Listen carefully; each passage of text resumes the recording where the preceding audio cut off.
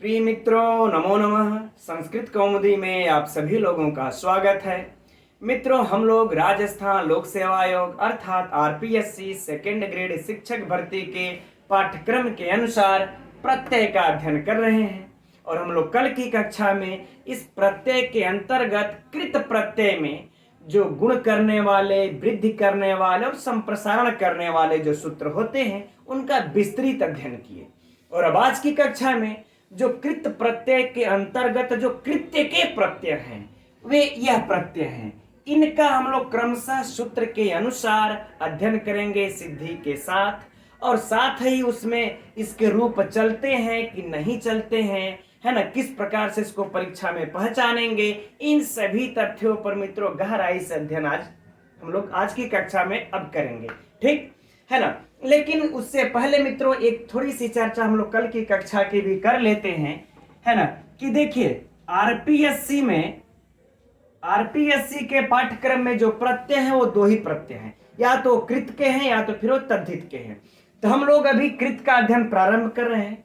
तो कृत को भी मित्रों दो भागों में बांटा हुआ, हम लोग कल इसको बांटे थे। यह मित्रों इसलिए हम पुनः इसकी चर्चा कर रहे हैं कि जब रूप चलाना होगा, पहचानना होगा ना, तो इसकी हमें आवश्यकता पड़ेगी, इसलिए इसको भी याद रखना है। एक कृत्य है और एक कृत, यह दो भाग में है। तो मित्रों कृत्य के अंतर्गत 7 प्रत्यय हैं, तब्य, तब्य, नियर, यात, र्यात, क्याप, केलिमा, है ना। और इन 7 प्रत्ययों में से कृत्य के अंतर्गत आरपीएससी के पाठ्यक्रम में 5 प्रत्यय शामिल है। 1, 2, 3, 4, 5, अर्थात इन 7 में से 2 कौन बच गया? एक तो तब्य बचा है और केलिमर। ये 2 छोड़ करके हम लोगों के 5 प्रत्यय पढ़ना है, ठीक मित्रों।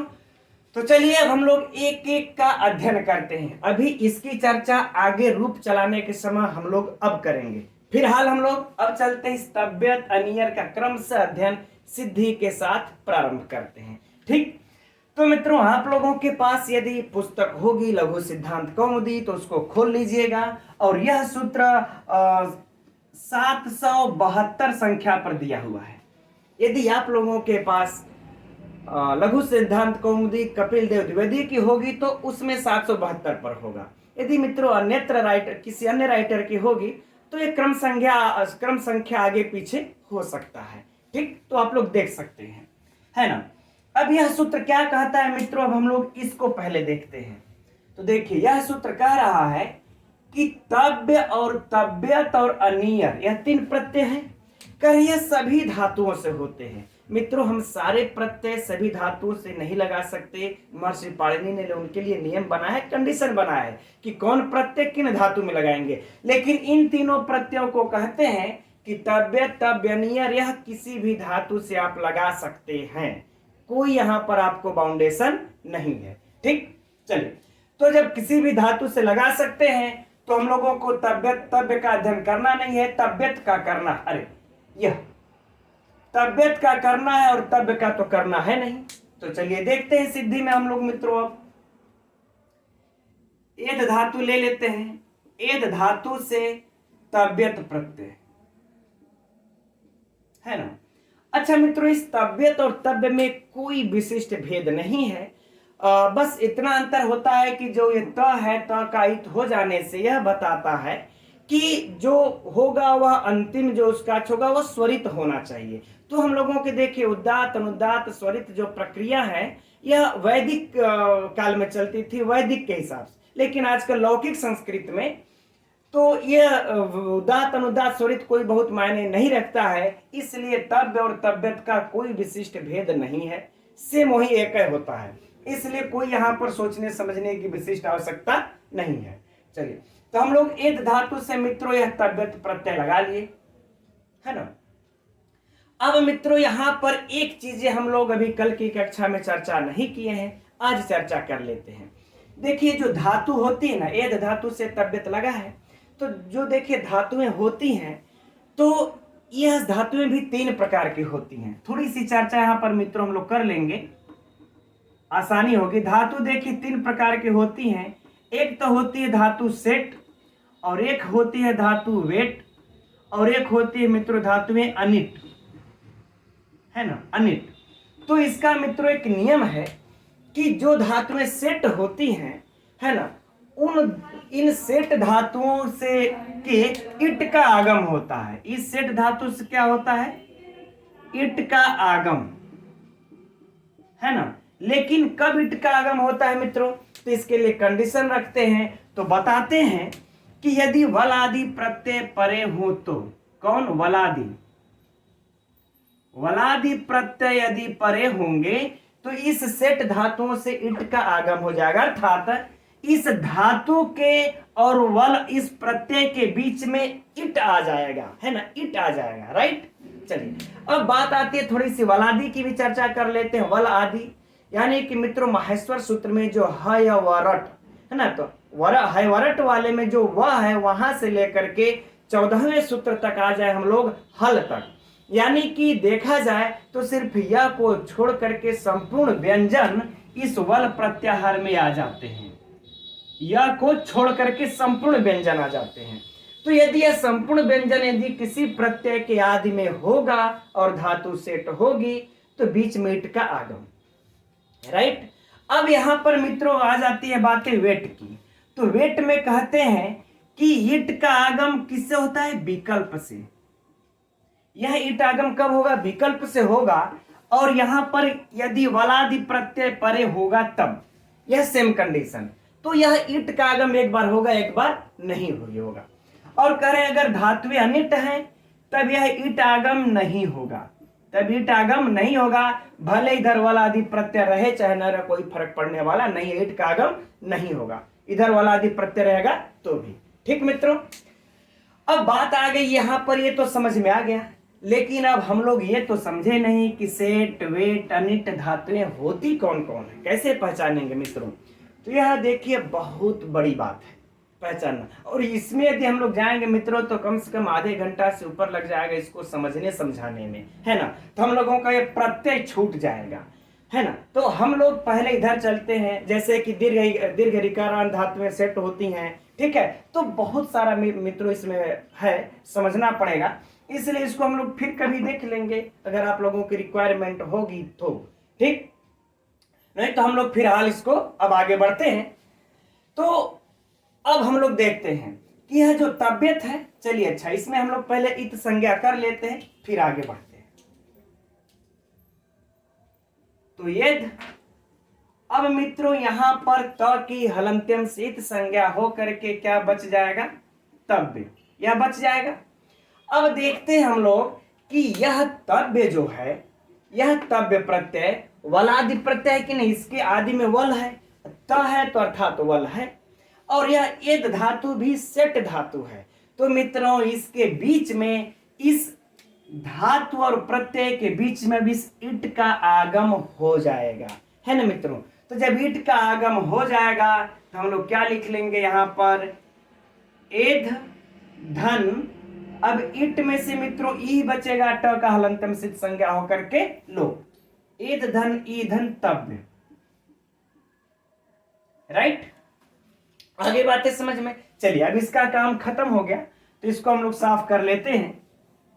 अब देखिए यहां पर अब हम लोग इस चीज को मित्रों देखेंगे कि एद धन ई धन तब्य तो हो गया, लेकिन कल हम लोगों ने जो पढ़ा है कि प्रत्यय जब लगते हैं या कृत प्रत्यय जब लग जाता है कृत्य, तो गुण वृद्धि संप्रसारण तो होगा। तीन ही कार्य हम लोगों को ध्यान में देना है, एक गुण देना है, एक वृद्धि देना है और एक संप्रसारण देना है, ठीक। कि इसमें ये तीनों कार्य हो रहे हैं कि नहीं, हो सकता है इसमें से तीनों कार्य ना हो, तो हम लोगों को यह बातें ध्यान में रखनी है, ठीक। तो संप्रसारण के लिए मित्रों हम लोगों ने अध्ययन किया था कि जो कि एक निश्चित, जैसे कि वच धातु, स्वप धातु, यजादि धातुओं के बाद यदि कित प्रत्यय होगा तभी संप्रसारण होगा। तो ऐसी तो कोई धातु है नहीं, कंडीशन को यह पूरा करता नहीं है, तो संप्रसारण नहीं होगा। तो हमने जान गया कि अब कृत प्रत्यय में यह संप्रसारण यहां पर नहीं हो रहा है, लेकिन अब वृद्धि को भी देख लेते हैं। तो वृद्धि करने वाले भी मित्रों हम लोग दो सूत्रों का अध्ययन कर रखे थे, एक तो था जो है क्या चोणीति, कि नीत और ऋत प्रत्यय परे रहते, नीत और ऋत प्रत्यय परे रहते, इसमें इसके अंतिम अच की वृद्धि होती है। तो नीत और ऋत यहाँ पर तो है ही नहीं, तब नीत और ऋत है कहाँ, इसमें तो त का इत हुआ है ना, वो भी हलंतम से, तो नीत ऋत है ही नहीं है, तो वृद्धि भी नहीं होगी। अब मित्रों बात आती है कि गुण हो सकता है, गुण हो सकता है, तो हम लोग देखेंगे गुण का गुण करने वाला दो ही सूत्र है, एक तो तिंग सित सार्वधातुकम और दूसरा है पुगंत लघुपधस्य। तो देखते हैं यह सार्वधातुक है कि अर्धातुक, तो सार्वधातुक तो मित्रों यह है नहीं, क्योंकि तिंग शित सार्वधातुकम है ना, क्षमा कीजिएगा शायद मैंने कह दिया कि गुण करने के दो सूत्र हैं, तो एक सूत्र है सार्वधातुक अर्धातुकयोः और दूसरा है पुगंत लघुपधस्य, है ना, शायद मैंने उस वहां पर गलत हम बोल दिए। तो देखते हैं मित्रों कि यह तब्य जो है कि सार्वधातुक है कि नहीं, तो तिंग शित सार्वधातुकम, तो यह तिगंत है नहीं, सहित है नहीं, तो सार्वधातुक नहीं है। लेकिन यह अब आर्धातुकम शेष, तो मित्रों यह आर्धातुक तो है ना, यह क्या हुआ आर्धातुक, यह आर्धातुक प्रत्यय है। अब यही देखिए आर्धातुक प्रत्यय के परे रहते, वलादि आर्धातुक प्रत्यय के परे रहते इट का यहाँ पर आगम हो जाता है। तो इस आर्धातुक होने के कारण मित्रों सार्वधातुक अर्धातुकयोः सूत्र से, इस सार्वधातुक अर्धातुकयोः सूत्र से यहाँ पर गुण प्राप्त हो रहा है, होना चाहिए था, लेकिन हम गुण करेंगे किधर, है ना। यहाँ सार्वधातुक अर्धातुकयोः सूत्र कहता है कि अंतिम अंतिम इक को गुण हो, अंतिम इक को गुण हो, तो यहाँ पर कहाँ अंतिम इक है, यहाँ पर दिख नहीं रहा है में धातु के, यह तो आगम है ना, गुण कहाँ होगा, होगा ही नहीं। तो हम लोगों का अब यहाँ पर मित्रों गुण भी नहीं हुआ, यानी न गुण हुआ, न वृद्धि हुआ, न संप्रसारण हुआ, छोड़िए झंझट खत्म, ठीक। लेकिन मित्रों यह मैंने इसलिए बताया कि हर कृदंत प्रत्यय के बाद, हर कृत प्रत्यय पर आप लोग इस गुण वृद्धि संप्रसारण को एक बार दिमाग में अवश्य लगा करके बैठा करके देख लीजिएगा, राइट, है ना। तो चलिए तीनों कार्य खत्म हो चुके हैं, अब हम लोग इसको जोड़ देते हैं, क्या बन जाता है मित्रों एधितव्य, एधितव्य यह बन गया, राइट। चलिए इसको अब हम लोग साफ कर लेते हैं।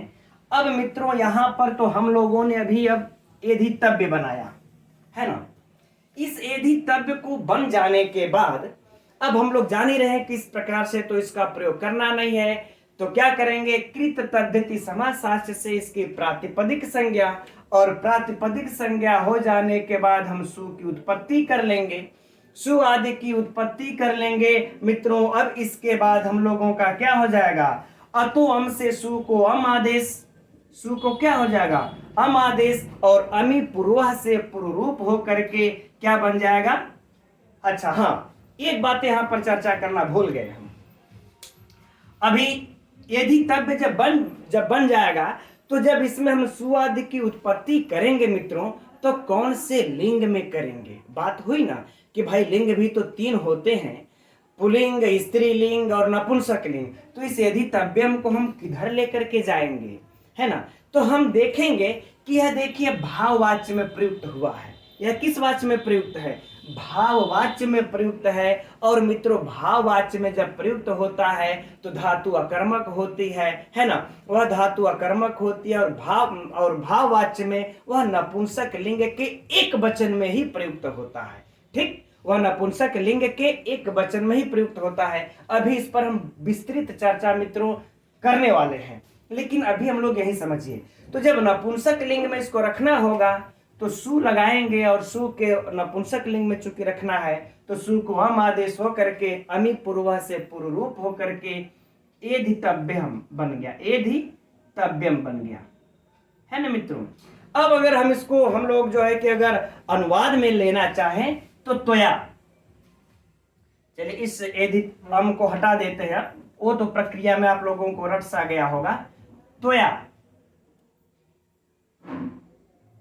है ना, त्वया एधितव्यम, अर्थात अगर हिंदी देख लेंगे इसको मित्रों तो हिंदी क्या हो जाएगा कि तुम्हें बढ़ना चाहिए, है ना। एधितव्यम का मतलब मित्रों क्या होता है, बढ़ना चाहिए, बढ़ना चाहिए। ठीक है ना, इसका हम लोग कुछ भी अर्थ लगा सकते हैं मित्रों कि तुझे बढ़ना चाहिए, तू बढ़ने के योग्य हो। यहां लिख लेते हैं तुझे बढ़ना चाहिए। आगे बातें समझ में ना मित्रों। तो इसे हम इस एधितव्यम में कब रखेंगे? जब हमारा भाववाच्य में होगा तब। जब यह भाववाच्य में होगा तब। यदि मित्रों कहीं यह कर्मवाच्य में हुआ, कर्म में लगा, तब हमें इसका रूप चलाना पड़ेगा ना, इसका रूप चलाना पड़ेगा। अब मित्रों यहां से थोड़ी सी समझने के लिए आप लोग अपना और भी दिमाग खोल लीजिए, है ना। अब देखिए और भी विस्तृत हम समझाने चल रहे हैं। ठीक, तो और विस्तृत में मित्रों यहां चलते हैं अब इस भाग में, और यहां पर एक सूत्र, दो सूत्रों की चर्चा हम लोग कर लेते हैं, है ना। इस सूत्र की यद्यपि आप लोग जानते होंगे, एक तो सूत्र है मित्रों कर्तरीकृत। एक सूत्र क्या है? कर्तरीकृत। इन सूत्रों को तो मित्रों एकदम इस सूत्र को याद रख लीजिएगा। जस्ट आप लोगों के लघु सिद्धांत कौमुदी में ये जो हमने पढ़े तव्य तव्यानियर, इसके एक सूत्र और ऊपर दिया हुआ कर्तरीकृत, और एक सूत्र है मित्रों तयोरेव कृत्य कत खलर्था। तयोरेव कृत्य कत खलर्था। ठीक है ना। अब देखिए यह कह रहा है कि कृत प्रत्यय कर्तर यानी कर्तृवाच्य में प्रयुक्त होते हैं, है ना। यहां वाला जो कृत आपको दिख रहा है, कृत प्रत्यय किस वाच्य में प्रयोग होते हैं? कर्तृवाच्य में। Very simple. और बाकी अभी कह रहे कि तयोरेव कृत्य यहां लिखा हुआ दिख रहा है, यानी कृत्य प्रत्यय कत और खल को भी जोड़ लीजिए, है ना। तो ये कृत प्रत्यय मित्रों जो है, ये वाला प्रत्यय आपको कर्मवाच्य और भाववाच्य में प्रयुक्त होता है ना। तो ये 7 प्रत्यय हैं। इन 7 में हम लोग ये जो तयोरेव है ना मित्रों, तयोरेव का अर्थ है कि दोनों। वाच्य 3 होते हैं, कर्तृवाच्य, कर्मवाच्य और भाववाच्य। तो कर्तृवाच्य में तो कृत हो गया, तो तयोरेव जो शेष बच जाते हैं तयोरेव, यह कर्मवाच्य अर्थात भाववाच्य।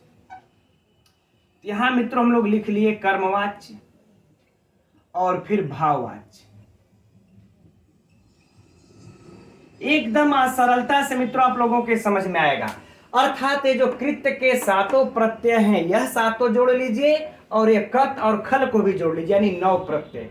सिर्फ मित्रों ये 9 प्रत्यय आप लोगों याद कर लीजिए कि ये 9 प्रत्यय जब भी होंगे कर्मवाच्य में होंगे या भाववाच्य में होंगे। वो रेयर है किसी कंडीशन में कि कर्तृवाच्य में जाते हैं, वो विशिष्ट सूत्रों के द्वारा जाते हैं। लेकिन हम लोगों से परीक्षा में जो पूछा जाता है बस इतना ही याद कर लेंगे, काम चल जाएगा, है ना।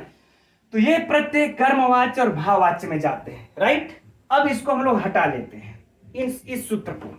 अब यहां से समझिएगा कि यदि प्रत्यय भाववाच्य में होता है तब, यदि अब ये सारे के सारे प्रत्यय तव्य तनियर यत् क्य प्रयत 5 अध्ययन करने हैं, तो ये 5 प्रत्यय मित्रों या तो कर्मवाच्य में प्रयोग होंगे या तो भाववाच्य में। कर्तृवाच्य में हम लोगों के इन 5 को लेकर के घुसना ही नहीं है। ठीक, तो यदि जब ये कर्मवाच्य में, ये कर्मवाच्य और भाववाच्य में ही प्रयुक्त होते हैं, तो जब यदि यह भाववाच्य में प्रयुक्त होंगे मित्रों, तो समझिए कि यह नपुंसक लिंग होंगे। कौन से होंगे? नपुंसक लिंग में, है ना। और नपुंसक लिंग में होंगे और हमेशा एक वचन में होंगे। कितने वचन में? नपुंसक लिंग एक वचन में, राइट। यानी इस 5 प्रत्यय को लगा करके हम जब भी लगाएंगे, यदि वह 5 प्रत्यय भाववाच्य में लगाए, तो हम लोगों को मित्रों स्त्री पुल्लिंग में जाना ही नहीं है, हम सिर्फ नपुंसक लिंग के एक वचन में इसको लगा देंगे, राइट। अब बात आती है मित्रों भाववाच्य, अरे कर्मवाच्य की। यदि इन 5 प्रत्ययों को, वैसे 5 वैसे हैं तो 9, लेकिन हम लोगों को 5 ही अध्ययन करना है आरपीएससी में, तो 5 का नाम लेते हैं कि इन 5 को यदि हम कर्मवाच्य में प्रयुक्त करते हैं तो कर्म के लिंग के अनुसार होगा, कर्म के लिंग के अनुसार और वचन के भी अनुसार। यदि कर्म स्त्रीलिंग हुआ तो स्त्रीलिंग में इसका रूप चलाएंगे, यदि कर्म पुल्लिंग हुआ तो पुल्लिंग में, कर्म स्त्रीलिंग हुआ तो स्त्रीलिंग में एक वचन है तो एक वचन, द्विवचन है तो द्विवचन, अर्थात हमारी पूरी डिपेंड कर्म के अनुसार हो जाएगी। ऐसे में मित्रों जब परीक्षा में पूछ देता है प्रत्यय तो बड़ा ही कंफ्यूज हो जाते हैं हम लोग। और हमें याद है कि झारखंड में एक बार इसी प्रकार से क्षत्रिय प्रत्यय का रूप चला करके पूछा था स्त्रीलिंग में, और अच्छे अच्छे लोग धराशायी हो गए थे।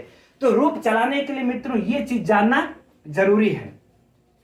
तो यहां पर जो एध है मित्रों, यह तो भाववाच्य में लगा। अब आप लोग कहेंगे कि सर हम कैसे पहचानेंगे कि भाववाच्य है कि कर्मवाच्य है ना? तो मित्रों देखिए, जब धातु अकर्मक होगी तो भाववाच्य, यदि धातु सकर्मक है तो कर्मवाच्य। सिंपल सी बातें हैं, है ना? या फिर जिसका कर्म नहीं है वह अकर्मक है, भाववाच्य में होगा, और जिसमें कर्म है तो वह सकर्मक है, तो वह कौन सा हो जाएगा? कर्मवाच्य। ठीक, तो हम लोग मित्रों ये भाववाच्य का उदाहरण तो देख लिए, सिंपल सी बात। और इसका रूप तो अब चलेगा ही नहीं, एक ही बनेगा ही बनेगा। तो पूछने दीजिए, पूछे। अब हम लोग इसको कर्मवाच्य में भी लगा करके और इसका रूप चला करके देख लेते हैं। नहीं तो क्या पता एधितव्यम यहाँ पर ये बना हुआ है और स्त्रीलिंग में पूछ दे एधितव्या एधितव्या, तो कहेंगे सर ये तो पढ़ाया ही नहीं था आपने, है ना? तो वो चीज देखते हैं।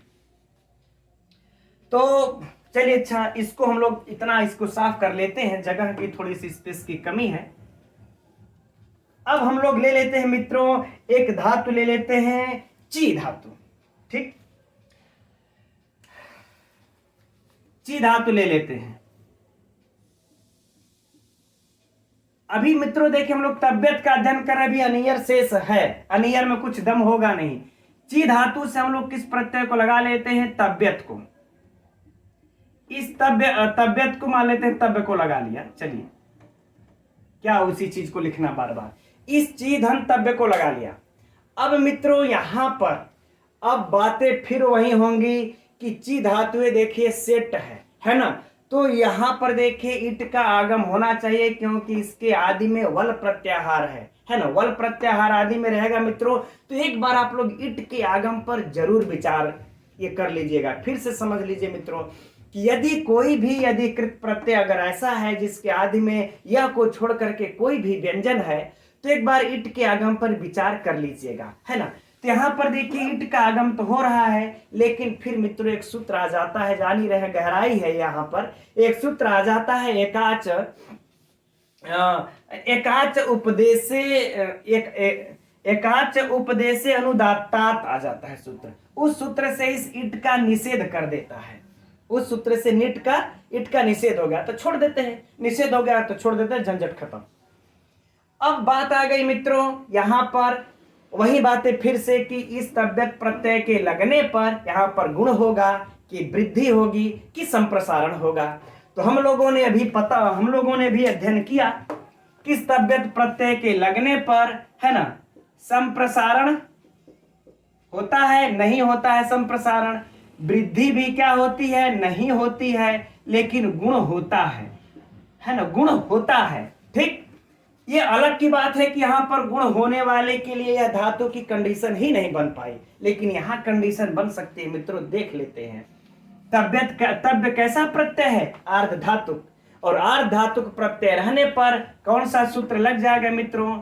सार्वधातुक आर्धातुकयोः, सार्वधातुकार्ध धातुकयोः सूत्र से यहाँ पर इसको क्या हो जाएगा? गुण प्राप्त हो जाएगा। तो ई का गुण क्या होता है? हम लोगों ने कल अध्ययन किया था, ए होता है। ठीक, तो ई का गुण क्या हो जाएगा? च पर तो ए और फिर धन तव्य बन गया। हम लोग मित्रों मिला देंगे चेतव्य। अब बताइए, अब अगर परीक्षा में आप लोगों से पूछ देगा कि ची धन तव्य क्या बनेगा? चेतव्य बनेगा, और विकल्प में चीतव्य भी दे देगा, चीतव्य भी दे देगा, और एक विकल्प में दे देगा चैतव्य, यह भी दे देगा। मान लेते इस प्रकार से, फिर से प्रश्न को समझिए, परीक्षा में जब पूछेगा कि ची धन तव्यत प्रत्यय से बनेगा क्या? चेतव्य, चितव्य, चैतव्य। ठीक, तो आप लोग अब मान लेते हैं, ये तो सरल है, लेकिन कोई ऐसी धातु जो आप लोग नहीं जानते हैं, तो सीधे सीधे तब्यत पर लगा करके आप लोग तुरंत दिमाग दौड़ाइए, कहिए कि यार ये तो तब्यत प्रत्यय होने पर गुण को प्राप्त होता है, क्योंकि ये आर्ध धातुक प्रत्यय है, और जब गुण होगा धातु के अंतिम इक को गुण होगा। तो इस धातु के अंतिम इक में ई है, तो ई का गुण ए होगा, तो इसको चेतव्य बनना चाहिए, चीतव्य चैतव्य नहीं बनना चाहिए। मित्रों स्वतः अपने आप छट जाएगा, आप लोगों को कोई नहीं मतलब संशय होगा। आप लोग कहते हैं कि सर प्रत्यय नहीं समझ में आता है, अब बताइए एकदम सरलता पूर्वक हल हो रहा है कि नहीं हो रहा है। ठीक, तो बन गया मित्रों यहां पर आप लोगों का चेतव्य, राइट। चलिए अब बात करते हैं मित्रों, ये जो है चेतव्य, अब यहां पर सु आदि की उत्पत्ति करेंगे ना हम लोग। कृत तद्धति समासशास्त्र से इसकी प्रातिपदिक कर संज्ञा कर लेने के बाद सु आदि की उत्पत्ति अब हम लोग करेंगे। लेकिन बात यह होगी कि सु आदि की उत्पत्ति करके हम लोग इसको किस लिंग में लेकर के जाएंगे, है ना, पुल्लिंग, स्त्रीलिंग या नपुंसक लिंग। अब मित्रों हम आप लोगों को तीनों लिंगों में बता दे रहे हैं कि इसका तीनों लिंगों में प्रयोग कैसे होगा। ठीक, जैसे अब मान लेते हैं कि चेतव्य धन सु, है ना, इसको हम लोग, हमारा जो वाक्य बन रहा है वह है कि उसके द्वारा धर्म को चुनना चाहिए, धर्म को चुनना चाहिए, है ना, उसे धर्म को चुनना चाहिए। हिंदी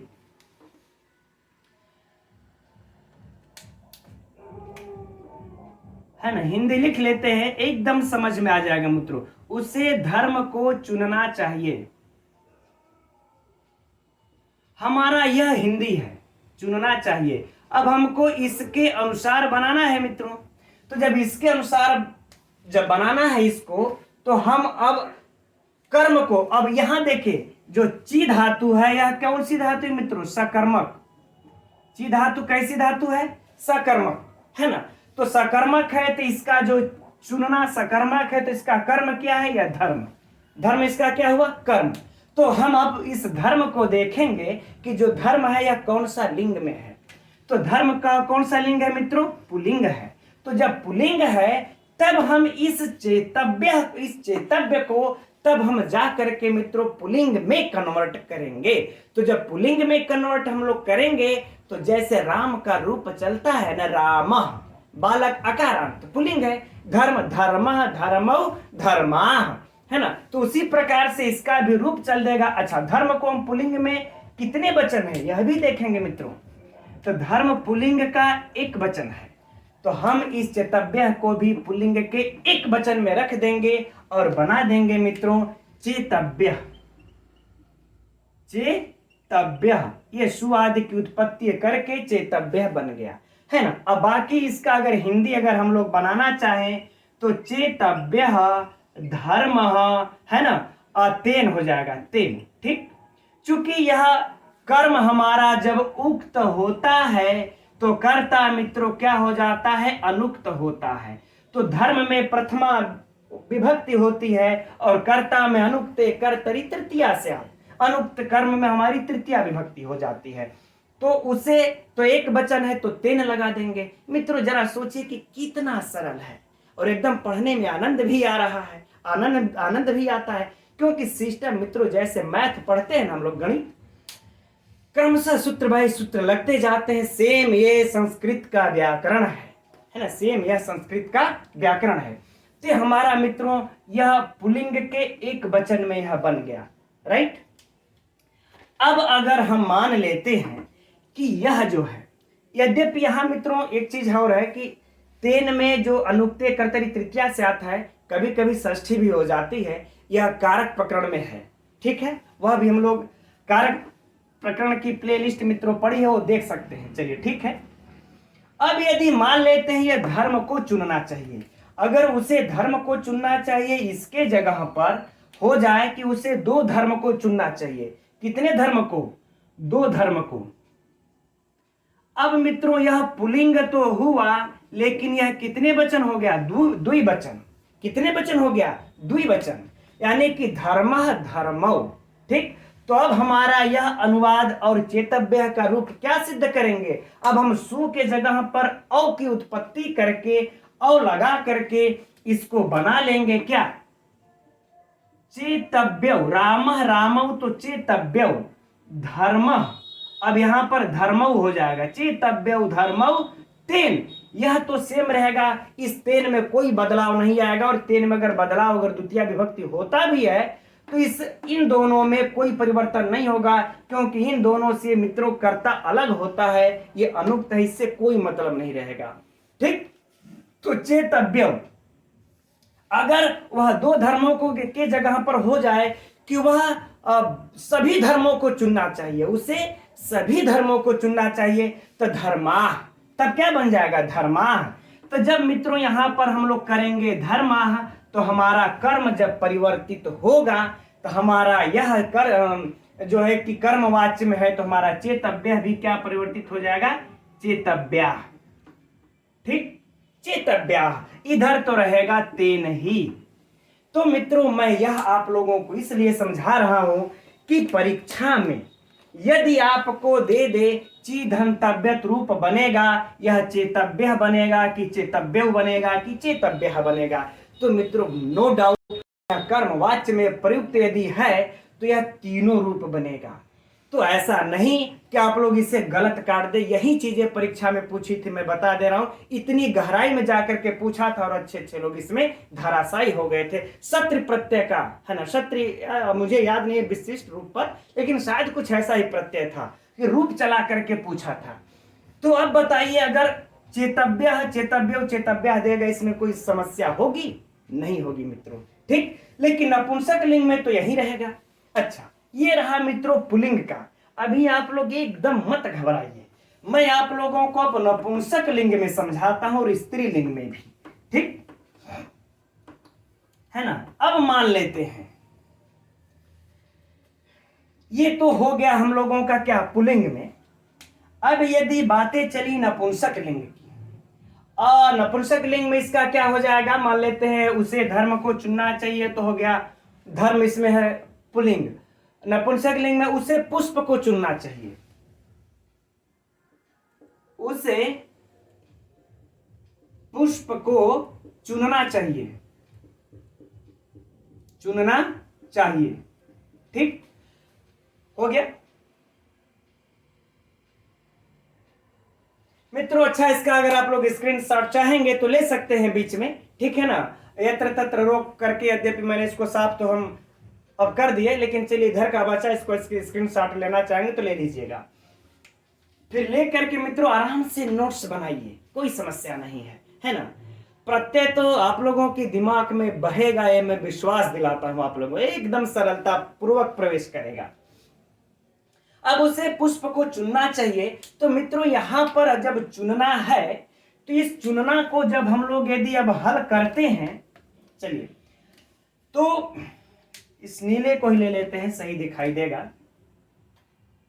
तो चुनना का अब चेतव्य तो बन गया, चेतव्य बन गया है ना। लेकिन अभी हम लोग मान लेते हैं यहां तक आ गए हैं, चेतव्य तक, लेकिन अब सु आदि की उत्पत्ति करनी है, तो हम इस पुष्प को चुनना का कर्म क्या है? यहां पर पुष्प है, पुष्प है ना, तो पुष्प क्या है मित्रों? नपुंसक लिंग है, और नपुंसक लिंग का एक वचन है, तो हमें चेतव्य में भी यानी कि पुष्पम होगा। क्या होगा? पुष्पम। ठीक, पुष्पम, तो यहां पर लिख देंगे मित्रों चेतव्यम, यह बन जाएगा, यह नपुंसक लिंग का है, राइट। अब अगर कहीं यह पुष्पम के जगह बहुत दो पुष्प को चुनता है, तो पुष्पम पुष्पे, अगर ये इधर हो गया कि पुष्पे वह, और यहां तो मित्रों तेन ही रहेगा, है ना, तेन कर लें, चाहे अगर स्त्रीलिंग में लेंगे तो त्वया हो जाएगा, तो भी तृतीय वचन कि उसको दो फूल चुनना चाहिए, तो इधर पुष्पम हुआ, पुष्पे हुआ, तो इधर मित्रों चेतव्य हो जाएगा। क्या हो जाएगा? चेतव्य।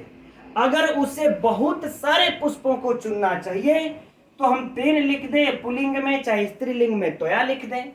अब इधर क्या हो जाएगा? पुष्पाणि,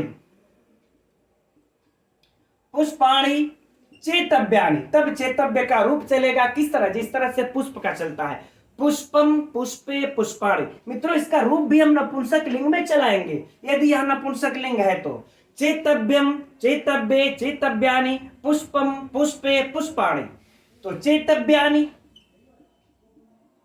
क्या हो जाएगा? चेतव्यानि, कोई समस्या नहीं होनी चाहिए, है ना। ये नपुंसक लिंग में इसका इस प्रकार से रूप चलेगा। ठीक, तो मित्रों फिर से देखिए, यह आप लोगों का रूप पुल्लिंग में चला है, और यह रूप आप लोगों का किसमें चला, नपुंसक लिंग में। अब लगे हाथ यहाँ पर हम आप लोगों को स्त्रीलिंग भी समझा देते हैं। अब स्त्रीलिंग में इसका कैसे रूप चल जाएगा, ठीक। स्त्रीलिंग का हिंदी हो जाएगा इसका कि उसे बुद्धि को चुनना चाहिए। चलिए लिख लेते हम लोग, उसे बुद्धि को चुनना चाहिए, चुनना चाहिए, या उसके द्वारा बुद्धि को चुना जाना चाहिए, कुछ भी कर ले इस प्रकार से। तो चुनना का मित्रों फिर से हम लोग वहीं कर लेते हैं, और यहां पर क्या आप कर लेंगे, चुनना का चेतव्य, चेतव्य है ना। लेकिन मित्रों यहां पर हमारा बुद्धि जो है स्त्रीलिंग है ना, तो बुद्धि का रूप कैसे चलता है, बुद्धि बुद्धि बुद्धया, है ना। यानी कि बुद्धि ये हुआ स्त्रीलिंग के एक वचन में बुद्धि, है ना। तो यहां पर भी मित्रों क्या हो जाएगा, चेतव्य। अगर मान लेते हैं यहां पर बुद्धि हो जाएगा या फिर बुद्धया हो जाएगा तो चेतव्य, है ना। इस प्रकार से इसका भी स्त्रीलिंग में रूप चल देगा, और बाकी क्या यहां पर हो जाएगा तेन, है ना, उसके द्वारा या तोया भी कर सकते हैं, ठीक मित्रों। तो ये रही बात पूरा सारा, और इसका तीनों समझ लीजिएगा, बुद्धि बुद्धि बुद्धया रूप चला करके चेतव्य का भी रूप चला सकते हैं, राइट। अब देखिए, तो कुल मिला जुला करके मित्रों यदि यह तव्यत प्रत्यय यदि कर्मवाच्य में प्रयुक्त हुआ तो आप लोगों को इस प्रकार से तीनों लिंगों में रूप चलाना पड़ेगा। और यदि कहीं यह तव्यत प्रत्यय भाववाच्य में प्रयुक्त हुआ तो बस एक ही जगह, कोई झंझट नहीं रूप चलाने का, बस क्या बन जाएगा, एधितव्यम,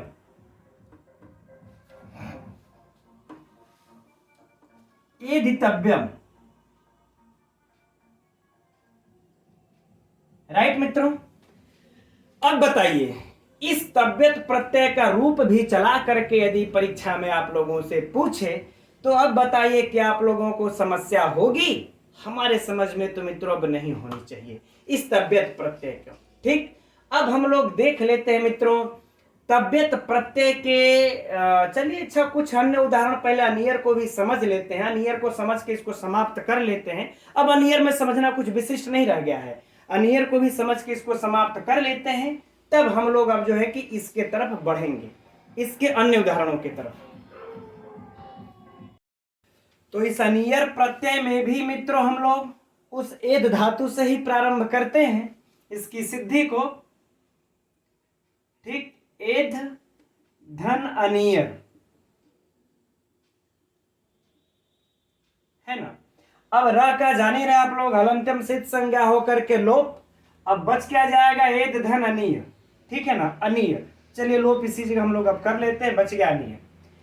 अब मित्रों अब यहां पर हम लोग देखेंगे कि क्या ईट का आगम हो सकता है कि नहीं, क्योंकि हम लोग अभी पिछली बार में यह जब तव्यत था, यहां पर जब यहां पर तव्य था तब हम लोगों ने यह सेठ धातु है तो ईट का आगम हम लोगों ने किया था।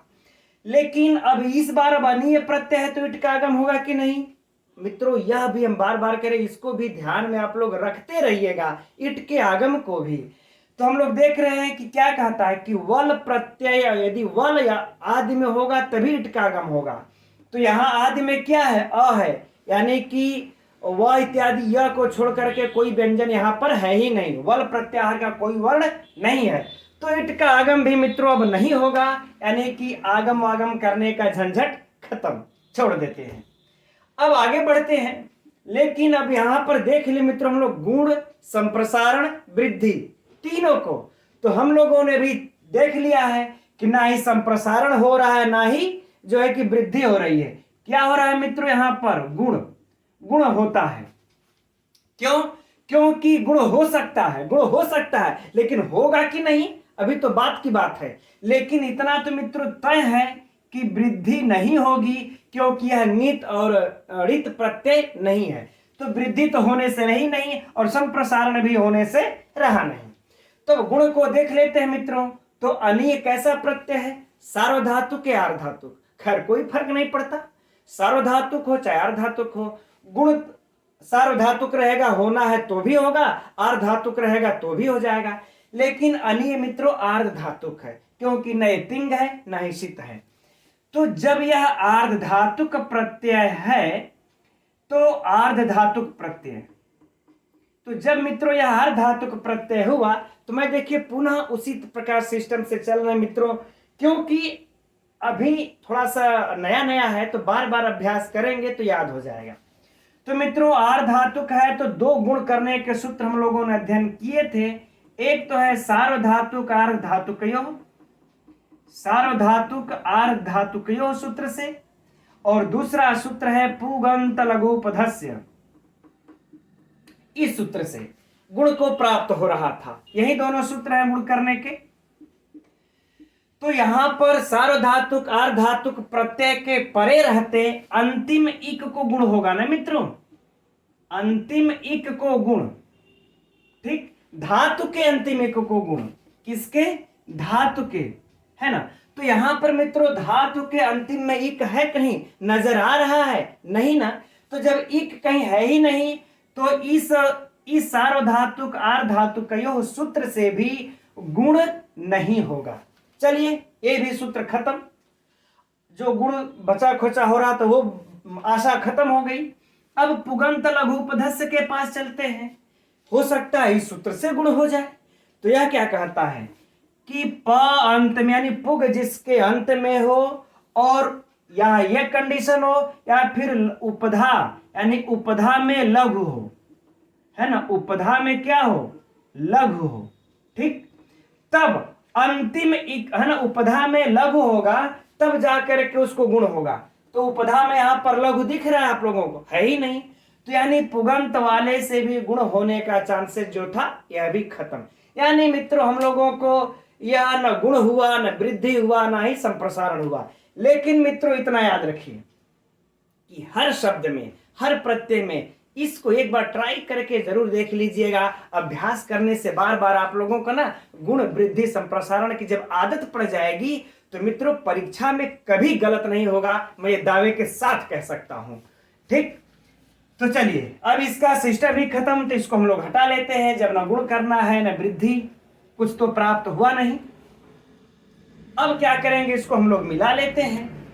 क्या बन जाएगा मित्रों, एधनीय, एधनीय, और इधर चला आया एधनीय, पूरा पूरा बन गया, है ना।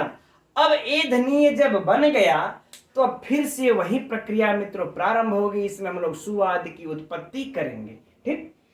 तो अब प्रश्न उठेगा ना कि सु आदि की उत्पत्ति अब कर रहे हैं यहां पर, तो अब इसको नपुंसक लिंग में रखेंगे कि पुल्लिंग में रखेंगे कि स्त्रीलिंग में रखेंगे मित्रों। तो यह एध नियम, एध धातु कैसी है, अकर्मक, ठीक। अकर्मक धातु अर्थात यह भाववाच्य में प्रयोग होगा, राइट। तो जब यह भाववाच्य में यह धातु लेकर के जाएगी तो भाववाच्य में मित्रों अब हमेशा क्या होगा, नपुंसक लिंग और एक वचन। तो नपुंसक लिंग एक वचन तो हम लोग बना लेते हैं सु को हम आदेश करके, मतलब कृत पद्धति समास से इसकी प्रातिपदिक संज्ञा, फिर सु की उत्पत्ति हुई, और उसके बाद जो है कि अतु हम से हम आदेश, अमी पूर्व से पूर्व रूप होकर के क्या बन जाएगा, एध नियम, एध नियम, यह बन गया हम लोगों का, सिंपल सी बात। अब हम लोग अगर लिख लेंगे इसमें कर ले तोया, तोया एध नियम, अर्थात तुझे बढ़ना चाहिए, तुझे बढ़ना चाहिए, तुम बढ़ सकते हो, तुम बढ़ने के योग्य हो, इत्यादि कुछ भी अर्थ लगा सकते हैं। तो यह एध नियम।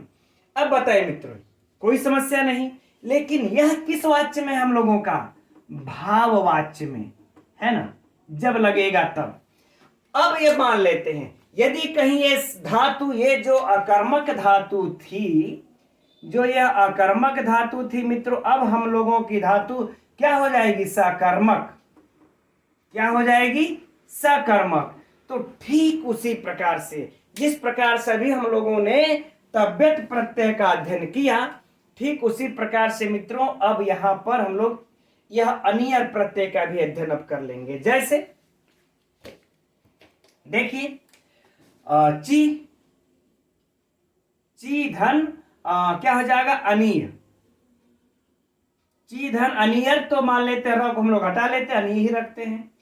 अब फिर से यहां पर मित्रों हम लोग अब क्या करना है, यहां पर हम लोगों को अब फिर से देखना पड़ेगा कि यहां पर अब भाई यहां तो हम लोगों को गुण तो प्राप्त नहीं हुआ था, लेकिन क्या यहां पर गुण प्राप्त हो सकता है या फिर नहीं प्राप्त हो सकता है, ठीक है ना।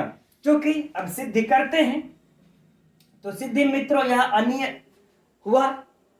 अनी हम लोग पहले ही कह चुके हैं कि यह आर धातु प्रत्यय है, तो कौन सा सूत्र लग जाएगा मित्रों, पहला सूत्र सार्वधातुकार्ध धातुकयोर, है ना। अब ये सूत्र लग जाएगा और इस सूत्र से क्या हो जाएगा मित्रों, गुण, अंतिम इक को गुण। यह सूत्र क्या किया, अंतिम इक को गुण, है ना।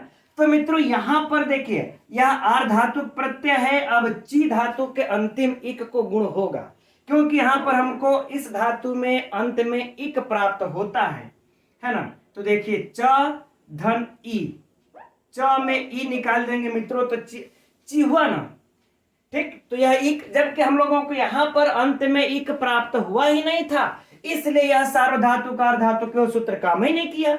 लेकिन इस धातु में तो इक प्राप्त हो गया ना, इसीलिए मित्रों मैंने कहा कि आप लोग एक बार अवश्य लगा करके देखिएगा कि यह गुण हो रहा है कि नहीं, वृद्धि हो रही है कि नहीं, हो सकता है हो भी, हो सकता है न भी हो, ठीक।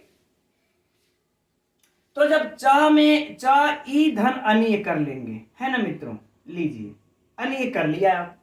अब मित्रों यहां पर देखिए क्या है, ई और ये अ, है ना। तो पहले रुके रहे, अब हम लोग इस ई को क्या कर लेंगे, गुण कर लेंगे।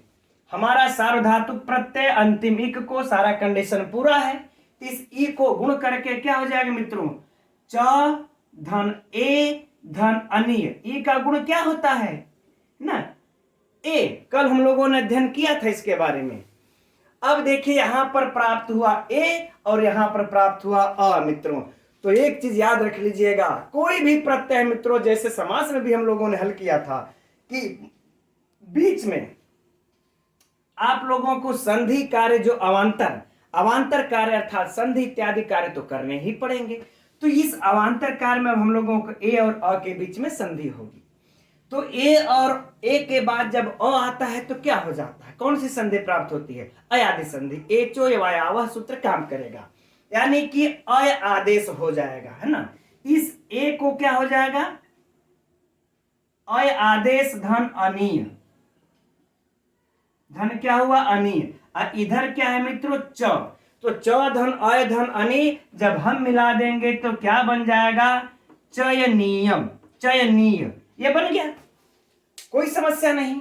अब बात आ गई कि अब इसका रूप चलेगा कि नहीं चलेगा, इसका रूप चलेगा या फिर नहीं चलेगा मित्रों। तो हम लोग देख लेते हैं कि कर्म हमारा कैसा है, कर्म हमारा कैसा है। अगर यह सकर्मक धातु है, कर्मवाच्य में लग रहा है, यह तो बातें डन है कि कर्मवाच्य में लग रहा है, लेकिन हमारा कर्म कैसा है, स्त्रीलिंग है कि पुल्लिंग है कि नपुंसकलिंग है कि हाँ बस तीन लिंग है ना, कि तीन लिंग में कौन सा कि, और उसमें कितने वचन है, ठीक। तो जब मित्रों हमारा होगा कि उसे पुस्तकों का चयन करना चाहिए, है ना, ठीक। यहां लिख के समझ लेते हैं,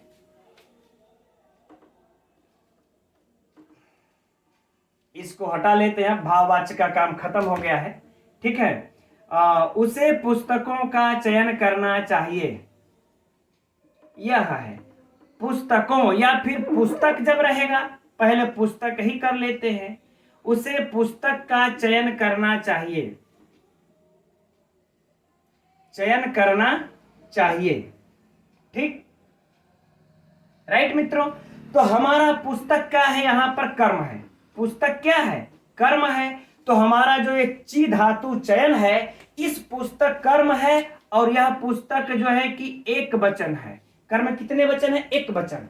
तो हमारा अब यहां पर एक वचन में क्या हो जाएगा, और नपुंसक लिंग, यह भी पुस्तक क्या है, नपुंसक लिंग, एक वचन और नपुंसक लिंग है। तो हम नपुंसक लिंग के एक वचन में ही इसका रूप हम चलाएंगे। और जब नपुंसक लिंग के एक वचन में इसका रूप चलाएंगे मित्रों, तो क्या बन जाएगा? चयनीयम। क्या बन जाएगा? चयनीयम। और इधर पुस्तकम, पुस्तकम, और इधर क्या हो जाएगा? तेन। ठीक मित्रों, अब अगर मान लेते हैं, अब अगर यहां पर पुस्तक के बजाय क्या हो जाए कि पुस्तकों का चयन करना चाहिए, तो जब हम यह चयनीय जब बना लेंगे तो फिर हम अपने कर्म के अनुसार इसका जब नपुंसक लिंग में जब बहुवचन हो जाएगा तो हम भी इसका क्या कर देंगे मित्रों? पुस्तकानि कर देंगे, है ना।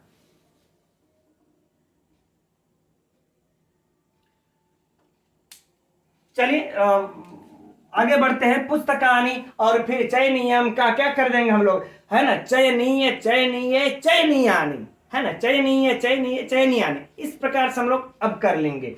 और यदि हम लोगों का यह कहीं पुल्लिंग हुआ कि उसे धर्म का चयन करना चाहिए, तब क्या हो जाएगा? चलिए, उसे इस पुस्तक के जगह पर क्या हो जाएगा मित्रों? धर्म।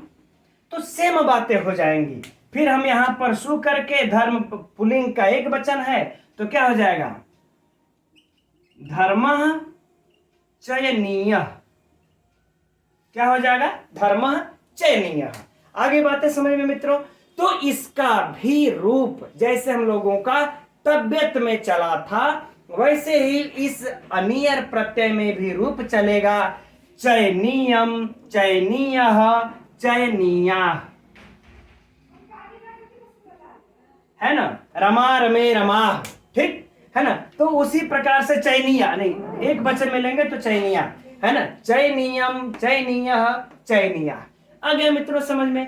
तो यदि आप लोगों से परीक्षा में इस प्रकार से रूप में भी चला करके मित्रों पूछे तो बिल्कुल मत घबराइएगा। इस प्रकार से इसका कर्मवाच्य में है तो तीनों लिंगों में कर्म के वचन के अनुसार, अगर भाववाच्य में है तो फिर ये तो एधनियम बना पड़ा है। आगे बातें समझ में मित्रों। तो हम समझ रहे हैं तबियत और अनियर प्रत्यय आप लोगों का आज पूरा हो गया। हम तो सोचे थे शायद इन तीनों को समाप्त कर देंगे, लेकिन अब गहराई में जाने में समय ज्यादा लग गया। अब हम लोग उसमें से कुछ और भी उदाहरण हम आप लोगों को लिख करके दिखा देते हैं। ये तो हम लोगों ने सिर्फ इतना ही जाना, और भी उदाहरण लिख देते हैं तो उसे भी समझ लीजिएगा। तो यह रहा मित्रों कुछ धातुओं से यह तबियत और अनियर प्रत्यय लग करके जो शब्द बनते हैं इनका उदाहरण। ठीक, यद्यपि यह तो प्रत्यय मित्रों बहुत सारे धातुओं से लगते हैं। यह सूत्र ही कहता है तबियत तब्य नियर सभी प्रकार के धातुओं से लगते हैं यह प्रत्यय। तो अब सब तो उदाहरण देखना संभव है नहीं, फिर भी कुछ हमने लिख रखा है। अब आइए इसको समझ लेते हैं। जैसे देखिए पठ धातु से पठितव्य, है ना। तबियत प्रत्यय लग करके पठितव्य, अनियर प्रत्यय लग करके मित्रों पठनीय बन जाएगा। अब भू धातु से भवितव्य, तबियत लग करके अनियर लग करके भवनीय। अब मित्रों इसमें आप लोगों को जैसे लगे, चूंकि हम लोगों ने गुण वृद्धि संप्रसारण तीनों का सूत्र पढ़ रखा है, अब आप लोगों को अच्छा एक बात यह भी है कि इस तबियत में आप लोगों को और तबियत और नियर में वृद्धि होना नहीं है, संप्रसारण होना नहीं है, क्योंकि ये नीत और ऋत है ही नहीं। जब भी होगा तो गुण ही होगा। तो आप लोग इसकी सिद्धि आराम से करके, अगर जहां पे संशय उत्पन्न हो कि यार यहाँ पर ये कैसे बन रहा है ना, तो आप लोग सिद्धि करके देख लीजिएगा। और नहीं समझ में आता है तो कमेंट्स करके बताइए सर इस प्रत्यय में, इस धातु में ये वाला प्रत्यय की सिद्धि में आ नहीं पा रहा है ना, यह कैसे सिद्ध होगा। ठीक, तो ये अब आप लोग थोड़ा सा अपने से अभ्यास करिएगा मित्रों। बिना अभ्यास के यह आप लोगों का मतलब इस प्रकार से संभव नहीं होगा। ठीक, देखिए खाद का खादितव्य, खादनीय, है ना। इट का आगम है, ग्रह का ग्रहितव्य, ग्रह मतलब ग्रहितव्य ग्रहणीय। अच्छा, अब इसका मित्रों आप लोग रूप भी चला सकते हैं, है ना, जैसा हमने बताया स्त्रीलिंग पुल्लिंग नपुंसकलिंग इत्यादि में। पूज का देखिए पूजयितव्य बनता है ना, और पुल्लिंग में पूजयितव्य बन जाएगा। ठीक, पूजयितव्य और पूजनीय। ठीक, दुह का दोग्धव्य, दोहनीय, है ना मित्रों। तो बहुत सारे धातुएं हैं, तो आप लोग इनका अभ्यास कर लीजिएगा और नहीं समझ में आएगा मित्रों तो कमेंट करके पूछिएगा, ठीक है, या फिर कॉल वॉल भी कर सकते हैं आप लोग, नंबर तो आप लोगों को वीडियो में देखती है। ठीक मित्रों, तो अब आज की कक्षा में यहीं तक रहने देते हैं। हमने तो सोचा था कि आज देखा जाएगा तो इसको खत्म कर दिया जाएगा कृत प्रत्यय, लेकिन संभव नहीं हो पाया। अब कल की कक्षा में हम लोग आगे अध्ययन अब करेंगे। और मित्रों ऐसा नहीं है कि यह प्रत्यय आप लोगों को सिर्फ आरपीएससी में काम आएगा, यह चाहे आप एलटी में बैठिए, टीजीटी में बैठिए, पीजीटी में बैठिए, मित्रों इतनी गहराई से प्रत्यय सब में काम आएगा आप लोगों को, ठीक है ना। तो चलिए आज की कक्षा को यहीं तक रहने देते हैं मित्रों। और आप लोगों को कक्षा कैसी लगती है आप लोग कमेंट्स करके बताया कीजिए, तभी मुझसे उससे एनर्जी आती है थोड़ी सी, ठीक है। आप लोगों को कमेंट्स हम हमेशा पढ़ते रहते हैं, ठीक है मित्रों। तो कल फिर मिलते हैं, तब तक के लिए मित्रों नमो नमः।